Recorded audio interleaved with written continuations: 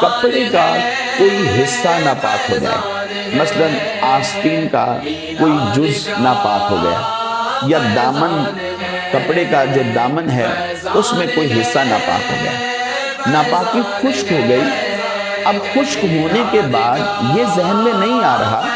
کہ کون سا حصہ رائٹ سائڈ پہ ناپاک تھا یا لیفٹ سائڈ پہ ناپاک تھا، یہ سمجھ میں نہیں آ رہا۔ تو ایسی صورت میں پھر کیا کیا جائے گا؟ اس میں تھوڑی سی تفصیل میں آپ کو عرض کرتا ہوں۔ پاک کپڑا مثلا قمیض، چادر یا کمبل وغیرہ کا کوئی حصہ،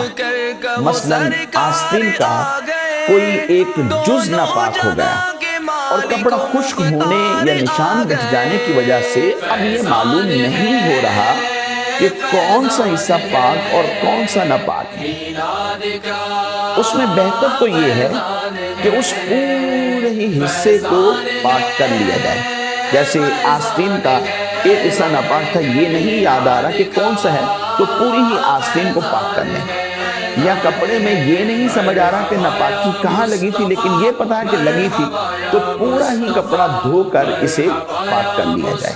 ایک تو یہ طریقہ ہے۔ دوسرا طریقہ یہ ہے کہ کپڑے کے ناپاک حصے کے بارے میں کچھ غور و فکر کریں، یاد کرنے کی کوشش کریں کہ کون سا جز یا کون سا حصہ ناپاک ہوا تھا۔ غور و فکر کرنے سے ظن غالب جس حصے کے بارے میں ہو جائے اس حصے کو پکڑ کر پاک کر لیا جائے، اور پھر اس میں نماز پڑھنی ہے تو نماز پڑھ لیں۔ اگر ایک یا چند نمازیں پڑھنے کے بعد یاد آ گیا کہ میں نے تو اس طرف سے دھویا ہے جبکہ ناپاک یہاں سے تھا، تو ایسی صورت کے اندر اب اسے پاک کر لیا جائے اور غور و فکر کر کے جو نمازیں پڑھی تھی وہ نمازیں ہو جائیں گی۔ اور تیسری اس کی ایک اور صورت یہ ہوتی ہے کہ غور و فکر نہیں کیا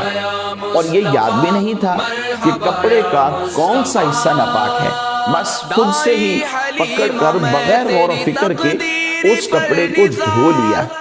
اور نماز پڑھ لی، اور بعد میں پتا چلا کہ جس طرف سے دھویا ہے وہاں سے ناپاک نہیں تھا، دوسری طرف سے ناپاک تھا۔ تو چونکہ یہ غور و فکر کے بغیر دھویا تھا تو اب اس کو پاک کر لیں، اور جو نمازیں اس کے اندر پڑھی ہیں ان نمازوں کا اعادہ بھی کرنا لازم ہوگا۔ فرق آخری دو صورتوں میں صرف یہ ہوا کہ دوسری صورت کے اندر غور و فکر کے بعد نمازیں پڑھی تھی تو نماز کا اعادہ لازم نہیں، اور تیسری صورت کے اندر غور و فکر نہیں کیا تھا اور دھو کر نماز پڑھ لی، تو ایسی صورت کے اندر نمازوں کا اعادہ بھی لازم ہوگا۔